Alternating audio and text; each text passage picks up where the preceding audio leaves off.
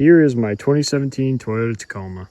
So starting up front, we do have an aftermarket TRD grille, and we have an Amera hood, fiberglass hood as well, and it's got the Sparco hood pins. I'm currently running eiback struts up front, and in the rear we have OME leaf springs and eiback shocks. We have the flip kit as well with the bumper on top. For an exhaust, we have a MagnaFlow straight through exhaust that comes out right behind the wheel. So going around the cab, we have 5% tin on the back window, 20 on the rear, and then we got 35 in the front. So there isn't too much going on the inside. We have the best seat covers in my opinion. We've got some trim pieces, and we also have a trailer brake controller as well.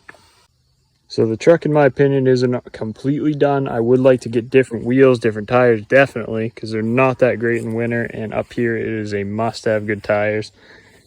Here are the numbers for the rake on this truck right now. We got 7 in the front, and in the back we have about 9 3/4.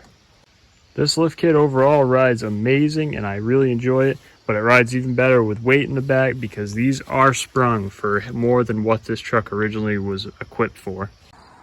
This truck is not complete yet, so stick around and see what we do next and give some ideas in the comments.